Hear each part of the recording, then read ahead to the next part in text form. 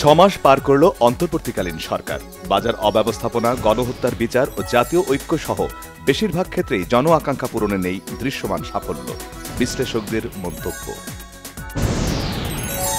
সংস্কার কমিশনগুলোর সুপারিশ অনুযায়ী আশু কিছু পদক্ষেপ নেওয়া হবে, তবে এতে রাজনৈতিক ঐক্যমত্যের প্রয়োজন রয়েছে, জানিয়েছেন আইন উপদেষ্টা ডক্টর আসিফ নজরুল।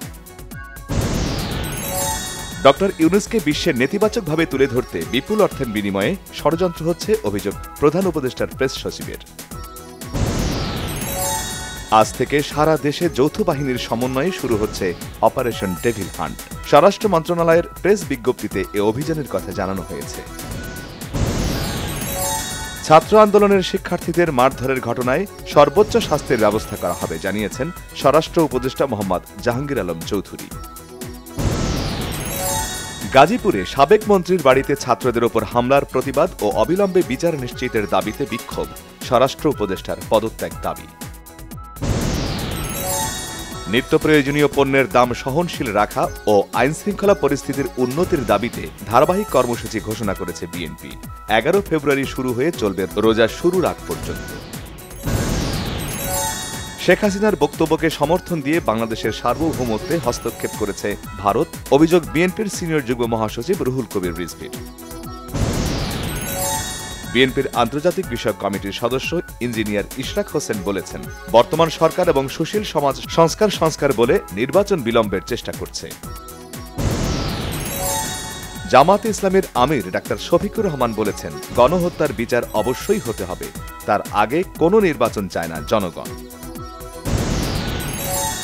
দেশের বিভিন্ন স্থানে ভাঙচুর, হামলা ও পাল্টা হামলায় বাড়তি সতর্কতা হিসেবে সুপ্রিম কোর্টের নিরাপত্তা জোরদার, গুরুত্বপূর্ণ অবকাঠামোতে র্যাব, বিজিবি ও সেনাবাহিনী মোতায়েন। বাপেক্সের অদক্ষতা ও দুর্নীতি জ্বালানি খাতে পিছিয়ে থাকার কারণ বলে মন্তব্য করেছেন বিদ্যুৎ ও জ্বালানি বিষয়ক উপদেষ্টা ফজলুল কবির খান। ঢাকা এলিভেটেড এক্সপ্রেসওয়েতে নির্ধারিত গতিসীমা লঙ্ঘন করলে ভিডিও মামলা করা হবে, জানিয়েছেন ঢাকা এলিভেটেড এক্সপ্রেসওয়ে কর্তৃপক্ষ। বাংলাদেশ অর্থনীতি সমিতির আহ্বায়ক ডক্টর মাহবুবুল্লাহ বলেছেন, আওয়ামী শাসনামলে অর্থ পাচারের সাথে জড়িতদের বিচারের আওতায় না আনলে ভবিষ্যতে পাচার রোধ সম্ভব নয়।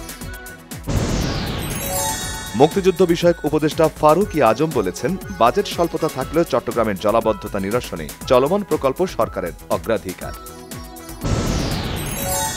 গাজায় যুদ্ধবিরতি চুক্তির পর পঞ্চম ধাপে 3 ইসরায়েলি জিম্মিকে মুক্তি দিল হামাস, বিনিময়ে 183 ফিলিস্তিনি বন্দীকে মুক্তি দেবে ইসরায়েল। যুক্তরাষ্ট্রের পশ্চিমাঞ্চলীয় আলাস্কায় নিখোঁজ বিমানের ধ্বংসাবশেষ পাওয়া গেছে। ব্রাজিলের সাও পাওলোতে ছোট বিমান সড়কে আছড়ে পড়ে বিধ্বস্ত হয়ে 2 জন নিহত। এবারের বিপিএলে একমাত্র ক্রিকেটার হিসেবে 500 রান করেছেন খুলনা টাইগার্সের মোহাম্মদ নাইম শেখ। সর্বোচ্চ 25 উইকেট দুর্বার রাজশাহীর তাসকিন আহমেদের।